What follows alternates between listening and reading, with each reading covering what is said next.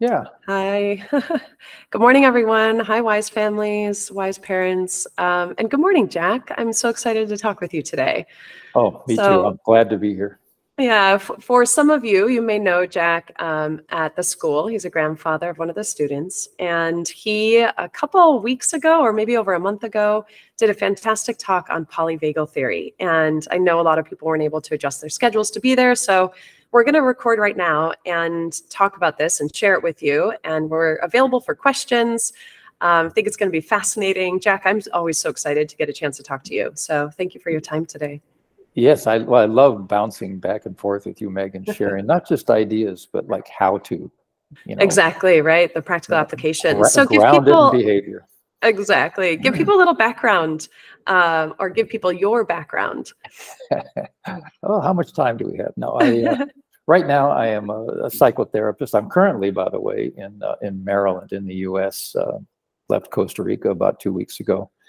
Missing it, of course. I'm a psychotherapist in private practice, and in the past I taught at Johns Hopkins, which is frankly just down the street from here, for 10 years, family and couples therapy. And before that, let's see, I've been a school teacher various places, and I've also been a carpenter off and on for about 15 to 20 years. And let's see, meditated for about 50 years off and on. And a bunch of other things, but that's enough, I think, for this. And I'm a avid user of YouTube as a form of education. I love it. I mean, you almost don't have to pay to go to school anymore. Right? So there's so much information available. And on that note, for everything that we talk about here, there's probably a million other YouTube videos that people could go down rabbit holes to learn more. Yeah. So I remember the first time we met, you were excited about polyvagal theory, saying that as a therapist, this is like a huge tool in your toolkit to help people. So I'm wondering, you can describe it briefly, and then seeing how does that integrate into the knowledge base that you already had. Oh, absolutely. About 5 years ago, I actually got to meet Stephen Porges, one of the people, well, the person that actually came up with this theory. And I was just so excited by what he had to say. And of course, all my colleagues were, and therapy as a whole has just like taken to this. And it's not a new form of therapy. It really is just like, what's the foundation upon which we build therapy? And what Porges did, and it's so exciting. He actually did it in prenatal units, watching the neurological development of these infants. And what he discovered, and his contribution, which is not, he says it's not new, it's just a description of something that's been around for a long time, but he just put a form to it. And what it is that we have nervous systems that have evolved over time, millions of years. And he said, and they are in a hierarchy. So we start with the what he calls dorsal vagal, or the reptilian nervous system, and then we move up the evolutionary chain to sympathetic, which is this fight or flight, which we now are terming mobilization, which is a little better than fight flight. And then finally we get to this most recent development, only a couple million years old, which is this ability of mammals to connect and to bond and to be close to one another and to neurologically feel mercy, compassion, generosity, creativity, caring, so that we can belong to each other. Because when we do, not only do we survive better, but we answer the evolutionary impetus that is going on in our species and other species, of course, too. Anyway, very exciting stuff. I just loved it. And the question is, how is it useful? And one of the things Megan and I talk about, everybody, in fact, that I can get a hold of, I talk about it with. But that's a brief overview of polyvagal. Yeah. And this is why it's so important for us to understand. And I didn't learn about this in school. I wasn't taught, oh, hey, you're a mammal, you have a nervous system. These are the things that might arise being a being with a nervous system. This is how you might react. This is how you're wired. And then this is what to do about it. And I think the last point you just brought up is that we are wired for connection. We need to eat, breathe, drink water, and connect. And that is kind of like our innate drive. And it's built into our nervous system, and we need to feel safe. And when we don't feel safe, that is when we have issues arise. And so I'm going to hand it back over to you to say, what is it that happens when we are not feeling safe? Where do we shut down? What is that experience like? Because my goal is to normalize this. I think that without this information, we all can be in our own little bubbles and think like, what's happening to me? Why am I doing this? Why am I feeling this way? Especially as a parent, I know how much I would get flooded, with my twins, both trying to grab my attention or not listening and just feeling so overwhelmed. And I think if somebody would have given me this information to say, hey, you're having a nervous system response right now, it's normal, and here's what you can do about it. That would have helped me a lot from judging myself, blaming myself for the reactions I was having. Yeah, and that's a big word, blaming myself for the reactions or blaming others as if they had intention. And the wonderful thing that we're discovering is that a lot of what we do, intention is not there. There's not a plot, or they're not being resistant or whatever. It usually is just the nervous system saying, yow, I'm not safe. So either I'm going to fight, or I'm going to run, or I'm going to freeze and shut down. That sullen look that adolescents get, like dead face, and they're just it makes you want to like yell at them. That's a survival response. It's not something they plan to do to irritate you. Now, of course, they can take that and play with it and learn it and then use it as a tool. But basically, when they're afraid or they're scared or they're judged, they give that face. That's what we would call dorsal vagal collapse, and it's neurological. And yeah, I call that one deer in headlights. When you're looking at somebody and you're like, oh, they're just not there. And then it's funny because the response to that can be try to get in more, talk louder, to be get the message in more, but that actually just right. You better listen. You better listen to me. Listen to me. It is an invitation for that nervous system response to, well, the image we often use is a turtle. The more you try to get it to open up, the tighter it closes down. So if you're lecturing at a child and you notice their face is gone, you go, oh, you just knocked that child into dorsal vagal. They're not feeling safe neurologically. Forget what they're thinking. Their body is saying, is that loud voice and that face, that judging face, that's scary. Boom. And it shuts down. The muscles begin to freeze, and the child, forgets everything you say, by the way, because they can't hear. Literally they can't hear, but also their brain, that part of the brain that takes information in, has been shut down in the interest of survival. That's just amazing, isn't it?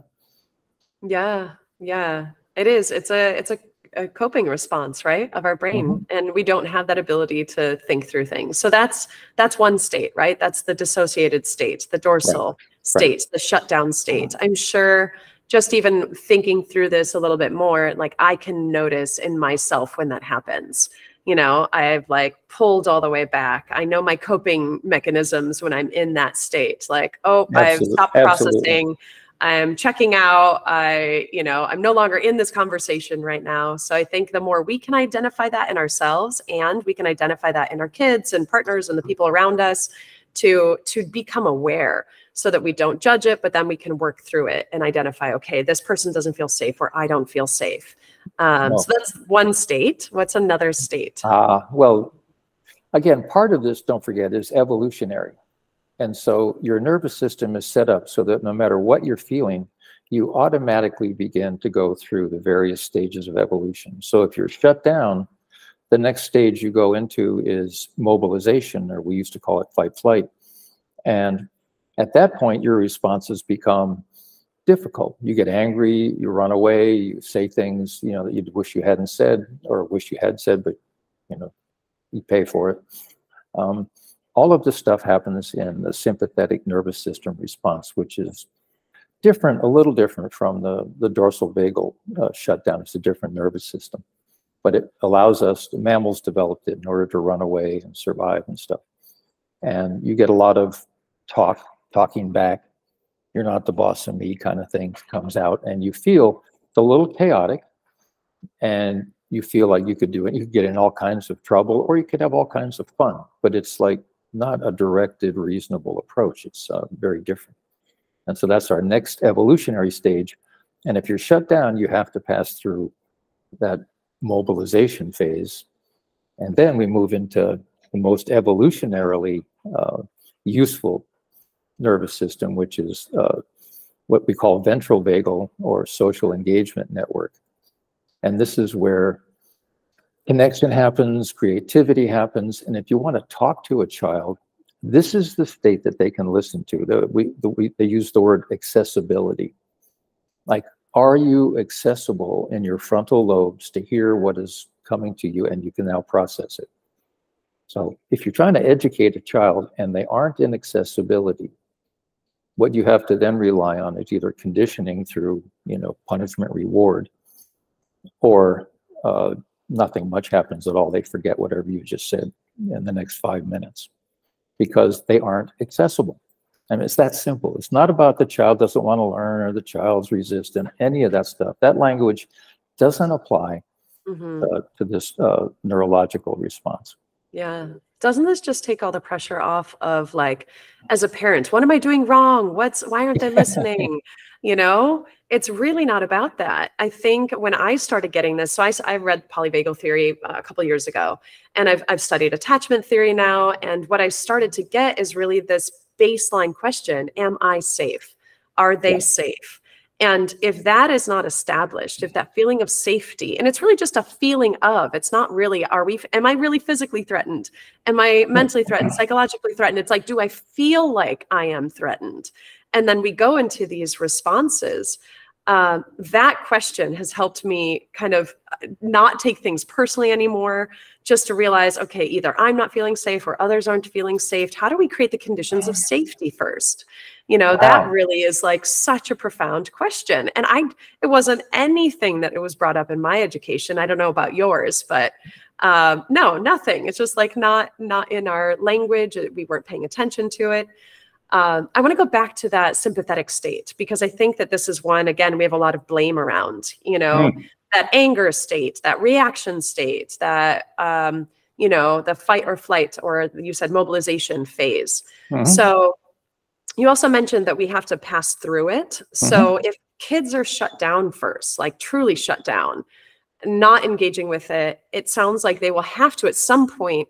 They might then, when they're moving up through the rungs, actually get upset at a certain point, have their voice heard, like, this doesn't feel good for me. I don't want this. I'm frustrated. That actually could seem like you're moving backwards, like, oh, they were just so quiet before, but now they're talking back. Well, now they're in that stage, right? They're expressing themselves. I think that there are some keys too that we can offer to how to be with that state in ourselves, how to be with that state in others, how not to take it personally.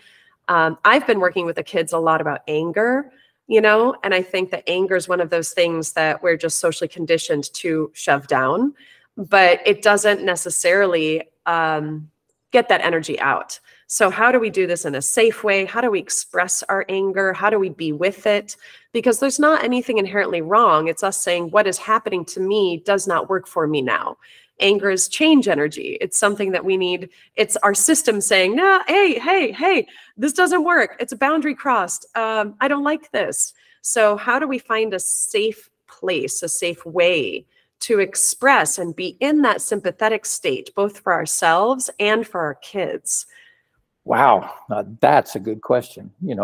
I think that the field of education is beginning to try to answer that in more and more useful detail. And so, but understanding the underlying neurological state that a child is in really helps to look at what you can do differently. So if a child is in a state of mobilization, now this is going to sound funny, but often where a child sits in the classroom neurologically determines how safe they feel. Now, some children, especially if they have gotten in trouble before, and say they're in a traditional classroom where there's rows and there's a front and a back and all that, not in a circle. If you're in the front row, neurologically, your body is going, there could be a bear behind me. I better pay attention. That's just neurologically. The mind's not thinking anything like that. But there's a wonderful phrase that just makes total sense to me. And I'm going to keep repeating it. And by the way, I've done 5 years studying this stuff, and I still don't understand it. I just listen to YouTubes. I train with the people that invented, all this stuff, and I still don't get it as much as I would like to. So one of the best phrases you can come up with is story follows state. Story follows state. So if I'm in a condition of shutdown, when I look at the world, I see, why bother? It's useless. Who cares? I think I'll just daydream or whatever. Because the neurological state I am is informing the mind we're in danger in a particular way, and the mind creates stories. The mind creates, I'm bored. And that's not the issue. The issue is the body, the neurological system is saying, better be a little careful. There might be something behind your back, and 1,000 other things. But what the body perceives as danger, the mind then creates a story, and some of them are really idiotic. I mean, I have great idiotic stories I could tell you about, but I won't. But children come up with these stories of, I'm bored, I want out of here, And so if a child goes into sympathetic and is mobilized and they're being forced to sit down. Now, if they're in a state of fight or flight, that is about the worst thing neurologically that can happen to them. Because suddenly they either have to run out of the room or fight back. And now they've been conditioned that if you do that, you're going to be in trouble. And so they control it as best they can, but it's a struggle. It's like driving with the brakes on. It creates a certain kind of tension and exhaustion. So you're asking tricks. Well, again, in education, people are coming up with, how do we handle these various states? One thing is, if you see a child is full of tension and processing something, you don't know what. They perceive danger, they've been triggered, they're in mobilization. Give them something to do. Mm-hmm. For instance, go out and pick up mangoes off the ground and bring a bunch back. Yeah. That would give them something. And the minute they begin to move, they begin to feel safer. Now, when they come back, instead of being like, oh God, what are you going to do next? Which is a state, the teacher has a state then of mobilization. I know that one. Yeah, we all do. By the way, the people that are really good at this neurological stuff say if they're doing it 30% of the time, they're on the top of the heap. But so when the child comes back, having delivered the mangoes to the desk, and the teacher is looking at, okay, what are they going to do next? The child picks that up. Mm-hmm. They don't consciously pick it up. Their nervous system picks it up. Mm-hmm. Isn't this wild? You, as an adult, automatically tune the child or children in front of you. I so notice that. If I'm off my game, oh yeah.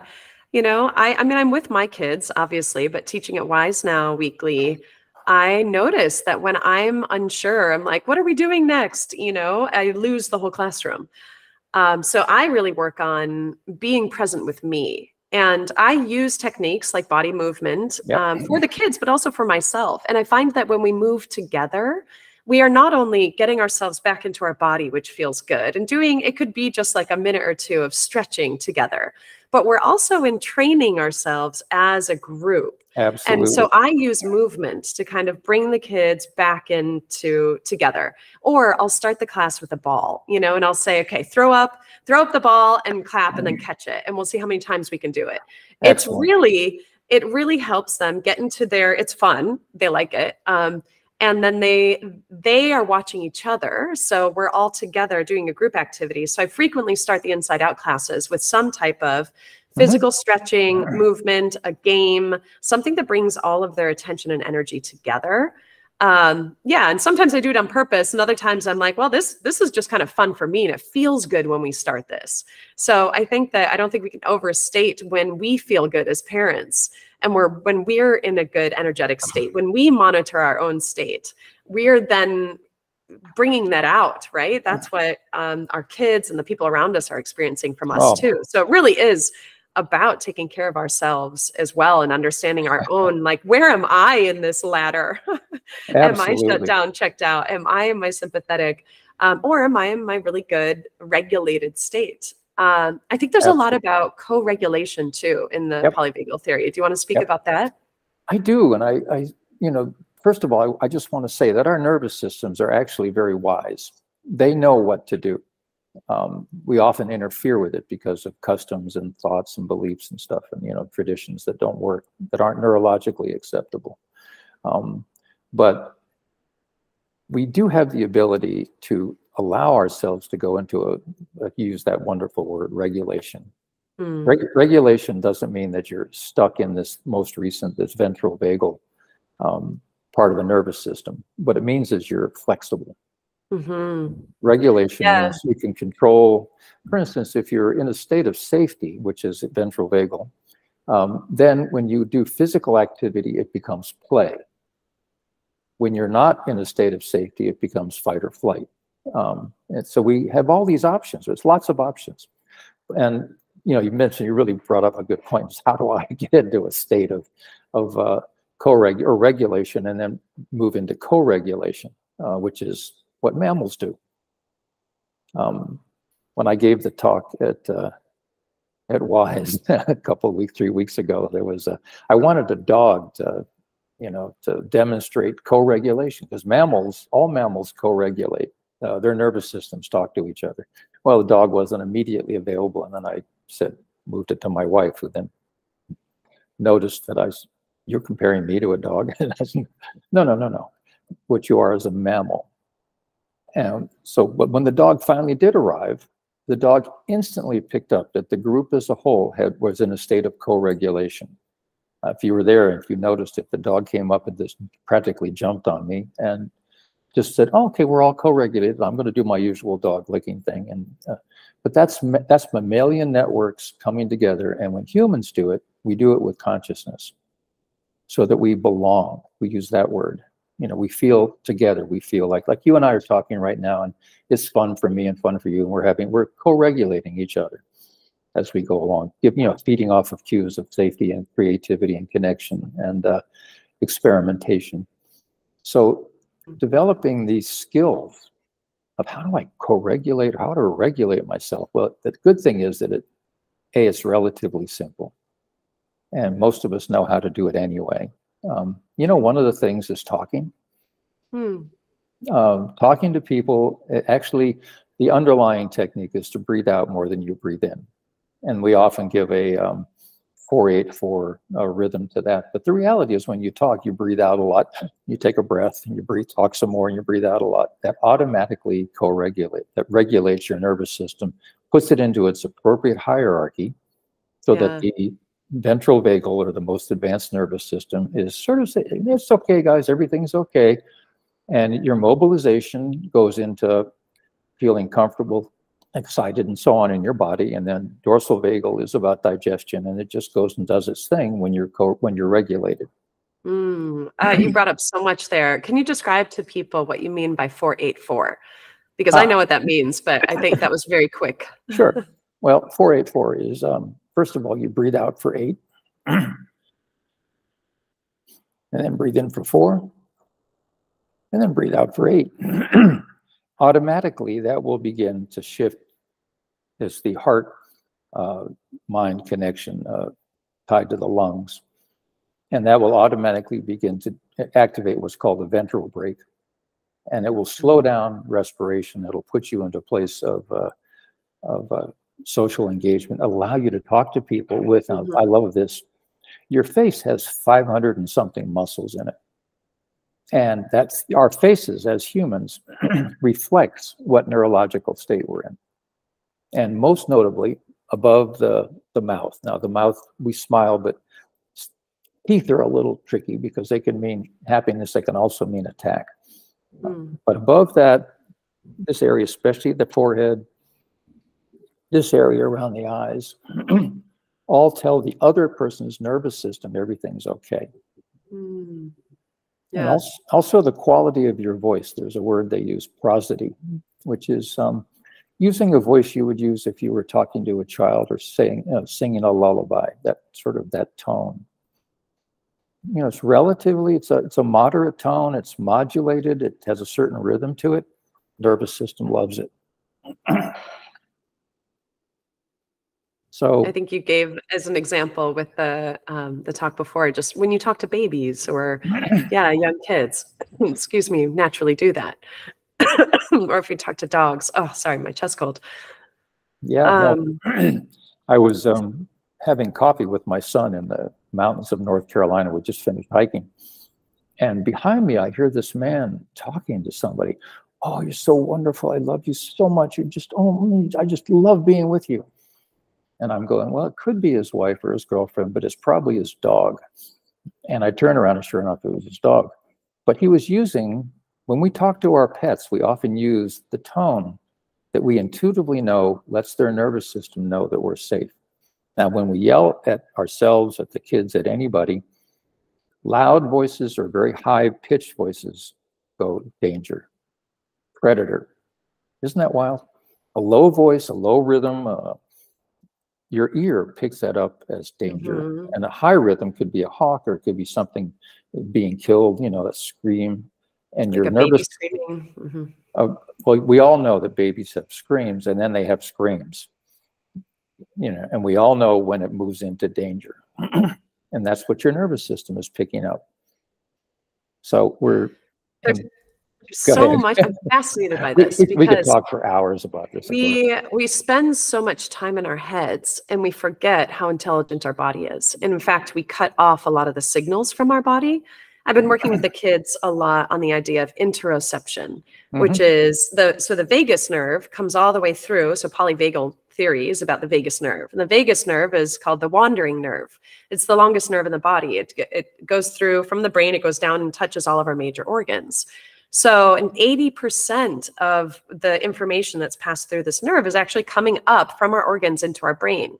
So that is really important information coming up and through. But what happens is because we start to get very mind dominated, I think, we tell ourselves, I shouldn't feel like this, and just we start to override, we maybe start blocking some of that information coming through. I mean, it's coming through regardless, whether or not our conscious brain is allowing it to be there. And so what I've tried to work with the kids on is strengthen that connection, allow more to come through so that they are more self-aware. So they know, oh, I'm feeling like something in my stomach right now. Like, oh, I feel a pit in my stomach. Oh, my chest feels tight. To not ignore that, to say this, my body is picking up on something that we use the word perception a lot, but this is interoception. So it's information that comes up and through the body. It's just as important for us to understand, how am I feeling right now? Am I feeling nervous? Am I feeling anxious? Am I feeling unsafe? Or am I feeling really safe and joyful and energetic?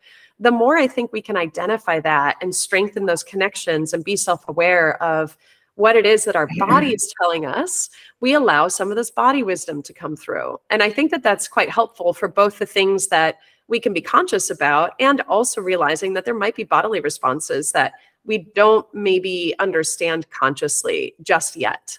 But to make more room for them and not make it wrong. I think that that's been very helpful for me. And I work with adults from around the world on this as well, is how do we train ourselves to understand what it is that our body's telling us.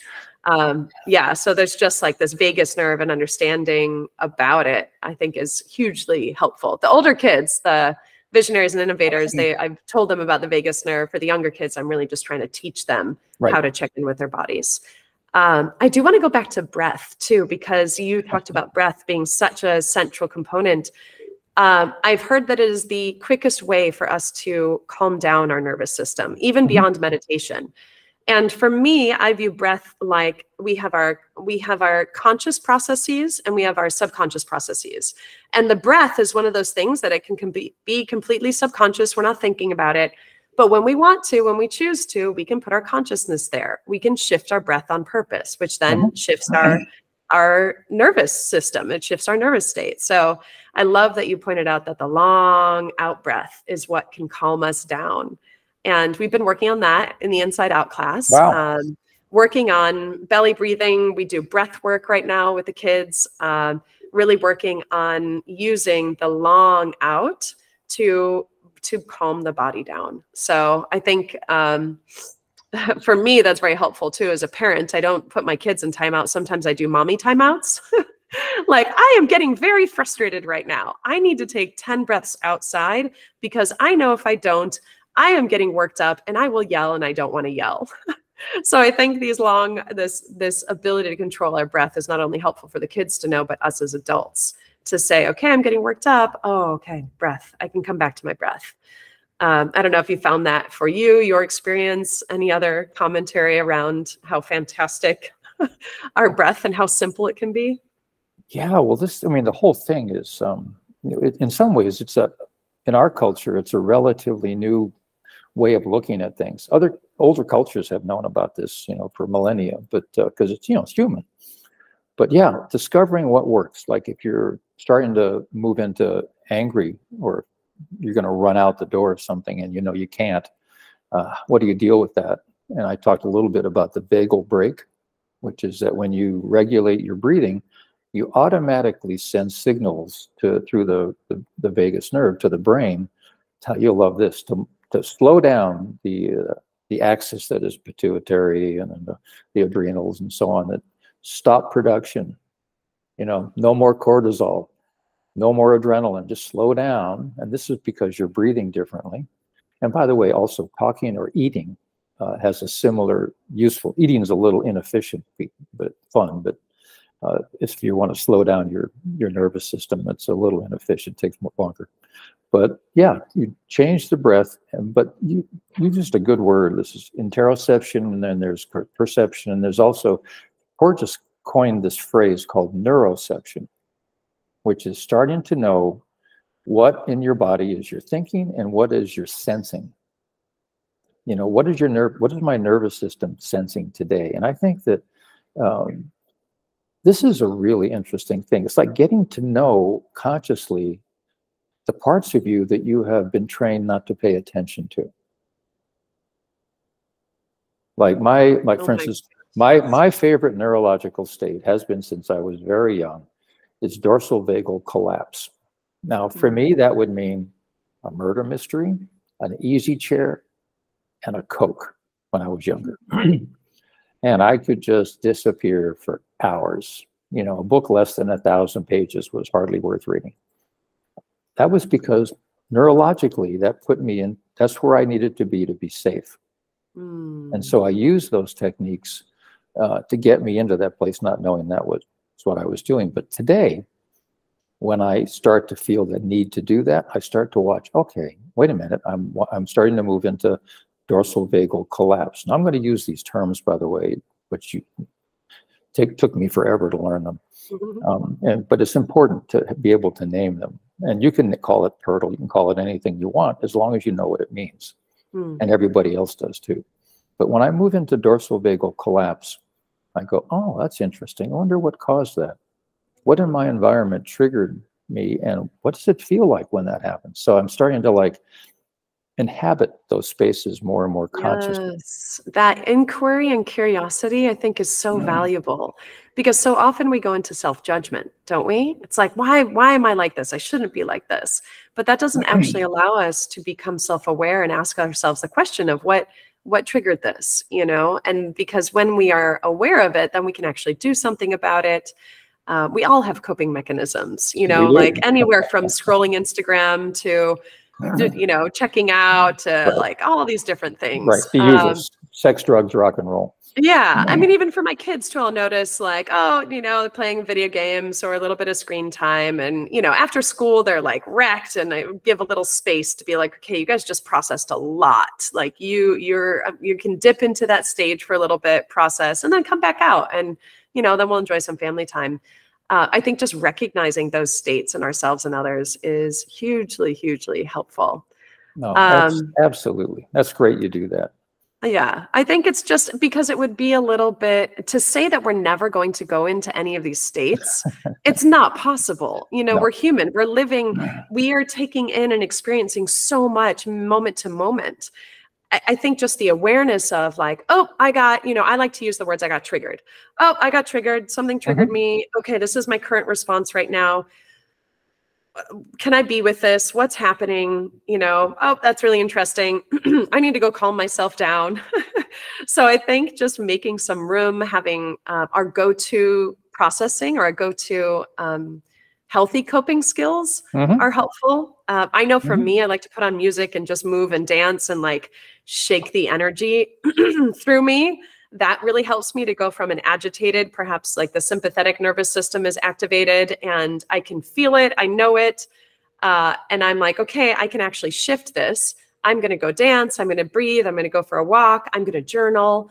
There's different ways to process through that. And it doesn't last forever. It's like, it's going to be there. And then we'll get back into that. What did you call the social complex, that the vagal? Ventral vagal. Ventral vagal. Yeah.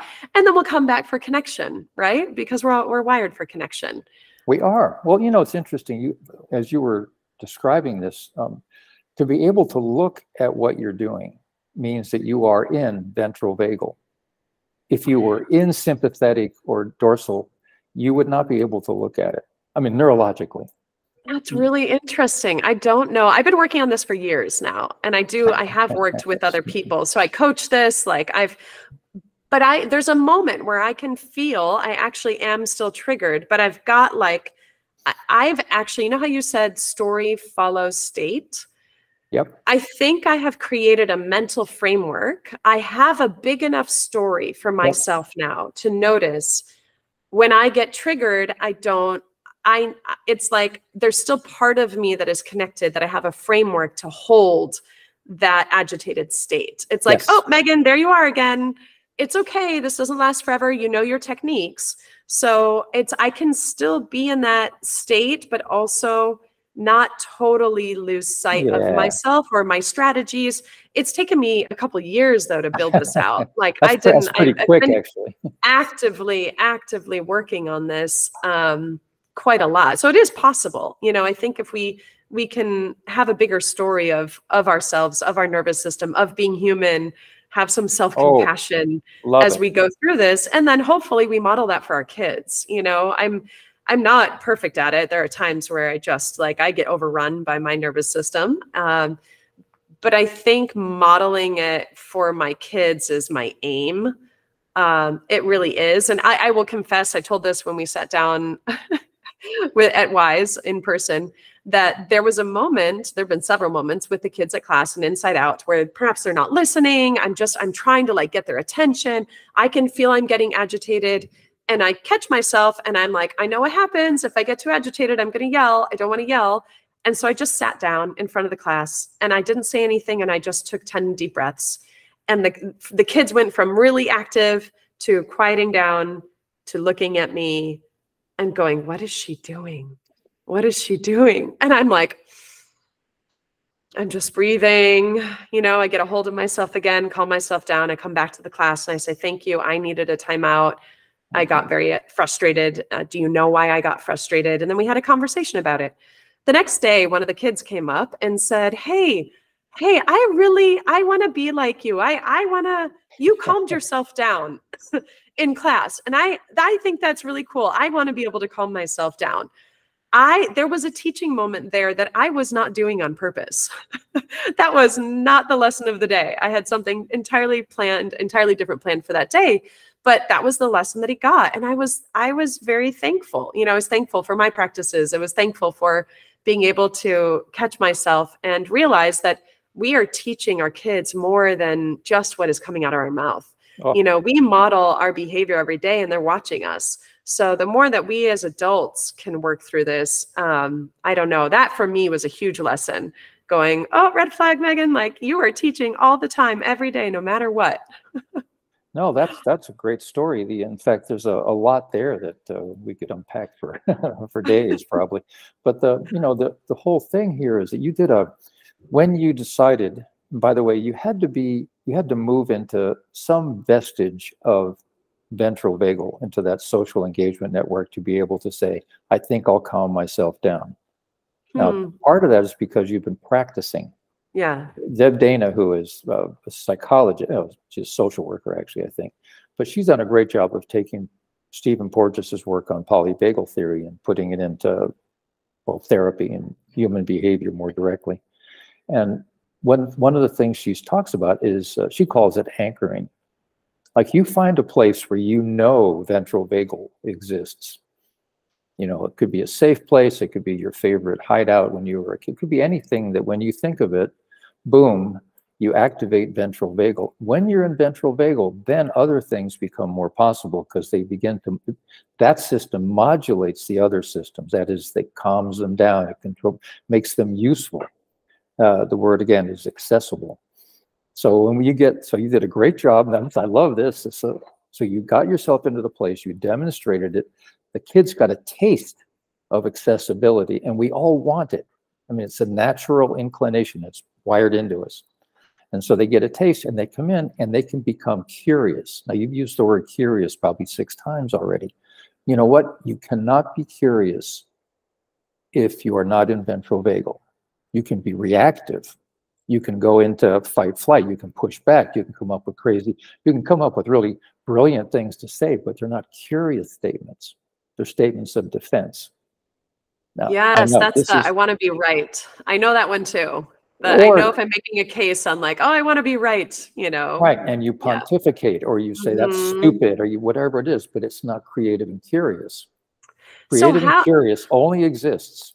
But how? I am baffled then by myself. I'm like, I don't know. Welcome to the club. Obviously, I built something here, but I don't know how, because I'd like to better understand that so that I can better support others to build out that framework, to be there for kids to better understand themselves. You know, so in your experience, is it just recognizing that we are in these states, like how to bring in that other piece? If you said you can't be curious if you're in the sympathetic or dorsal states, like what is it that actually allows you to move through, really? Well, again, this is, we're discovering a lot of this. Like, just you and I talking today, we're, in a sense, as we co-regulate each other, I'm going to come back to co-regulation, but we co-regulate each other. We're having fun. I mean, this is exciting for me to talk to you. And we're bouncing ideas around. I can feel other parents out there thinking, oh, what's going on? What can you do? You know, we have this field of curiosity that allows us to uncover, what do we do? You know, how do we use this state? I mean, again, I think education is beginning to absorb this stuff. I know I've certainly read lots of articles about it, and starting to like model our educational practices. And there's big questions. How do I individually regulate? How do I move into co-regulation? That is this thing where 2 mammals get together and we create safety, and then there's a flow back and forth that begins to happen. I'm not lecturing you, and you're not lecturing me. We might get a little of that in because we need to, but basically we're seeing what's going to happen next. You know, what fun thing is going to appear in this conversation? And also, if we're talking about something specific, like one of my favorite topics is how do you get kids out the door on time without a big brouhaha? How do you? Well, great question. You know, so we begin to explore these things in a co-regulated state where creativity and inventiveness and frankly, energy to get this done happens. So, and then how do we get there? Well, it's interesting, you know, if you're dysregulated, that is, you know, you're depressed, or you're anxious, or you're pacing around, or you're just irritated at everybody, that's just, you're dysregulated. The natural state for humans is one of openness, compassion, generosity, caring, creativity, and ability to move through your various nervous systems as you need to. That's our natural state. Yeah, I think, though, based on our current society and how quickly things are going in the level of stress, I do think that a lot of people are in the dysregulated state. Yeah, we are a dysregulated culture. Yeah, we are very dysregulated. And I want to go back to something that you brought up before around what it means to regulate, to self-regulate. And you said it doesn't mean, I think we can have this idea of regulated means I'm always calm.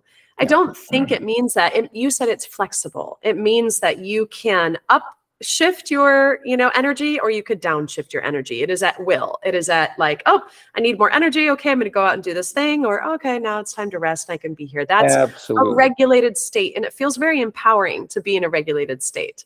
Dysregulated, I think we all know what that feels like. And then this idea of co-regulation, I've brought up with the kids as well. And I just give the example of a hug. When a parent hugs a child, it's just like, you don't even need to say any words. You breathe some, you have some breaths together. The child's crying. That is, you are literally using your body to co-regulate the child's nervous system. And then we do it together as adults as well. So I think understanding these are all tools, right? Tools in our toolkit. A lot of tools, or as somebody would say, toys in our toy box. Yeah, I like that. Toys in our toy box. A little more being fun human. than tools. Yeah. Right. For instance, if you're feeling dysregulated, all you have to do is to get in vicinity. You don't have to touch, actually. Touching improves it, but you can just get in the vicinity of other mammals, human beings, preferably. Like you go to a coffee shop, sit down, have a cup of coffee with other people present. If you sit there for just a little bit, you will automatically be retuned. That's incredible. I never thought about why it's so pleasurable to be in a cafe and work. Yeah, without saying anything, we're actually in each other's fields. You were saying, I think, that our heart field expands out beyond 6 feet beyond our body. Like we can literally feel the electromagnetic field of our heart. It goes out bigger than our brain. Yeah. Yeah. No, we're all communicating. And if you just have to get, and of course, pets. And it's one of the reasons people have pets today, is because mammals, if they haven't been driven crazy by us, will regulate us. I mean, they'll participate in sharing their nervous system with us. And most mammals don't have stories, the kind that we do. They just, the example they use, if you watch a gazelle being chased by a lion and they get away, 40 seconds later, the gazelle is chewing grass and wagging its tail. It's not in a state of fight flight anymore. It's gone back to rest. Yeah. And we don't do that. Yeah. We can do it. We just need to learn how. Well, we have to shut our brains off. No, we have stories that, oh my God, I'm this or I'm that. And as a result, that feeds back in, because your neuroception, as you pointed out, interoception, picks up the brain going, oh my God, I did this, I did that. And then it will trigger itself and then say, oh, I'm not safe. And we're not safe because of our thinking. Yeah. So then it's the body can trigger the mind, then the mind triggers the body. And then we're in this spiral. And so you brought up the idea, I know we're towards the hour mark, so we'll do maybe a thought or two and then we'll wrap it up. But you brought up, we've talked about regulation. I also want to point out, I've worked with a therapist before that said when two adults are triggered when there are two people triggered in a room, so when two people are actually dysregulated, there are no adults in the room because both adults have lost the ability for their prefrontal cortex, like cognitive abilities. And that's like two children fighting. So I think it's important to understand regulation, co-regulation, and then also understand, oh my gosh, I'm dysregulated.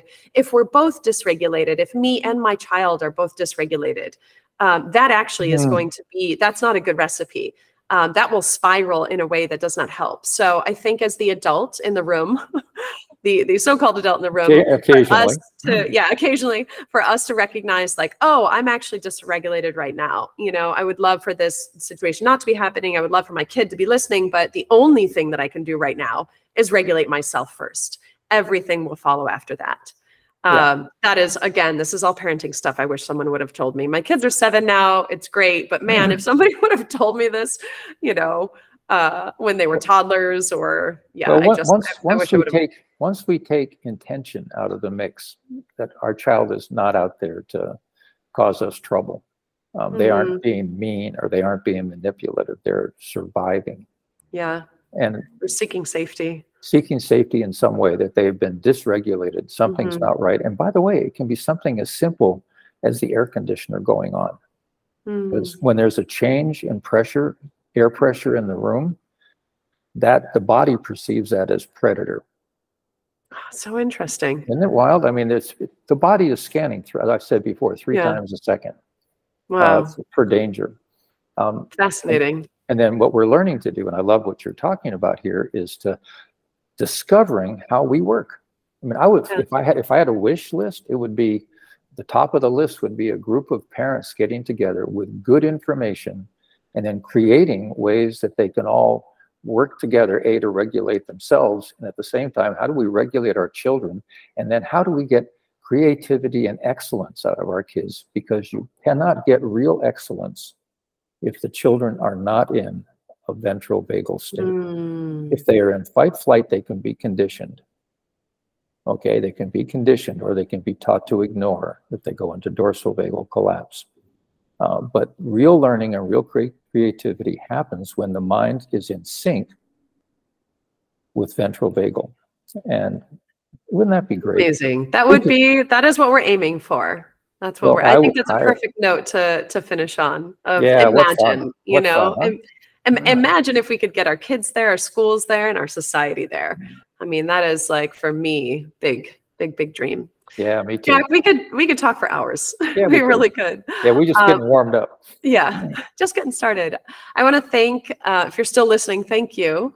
I'm going to take you up, Jack, on your offer of, I know you're out of town, you're not in Costa Rica anymore now, but I'm at the schools on Fridays, Friday afternoons. If any parents want to talk in person about this, I'm happy to do that.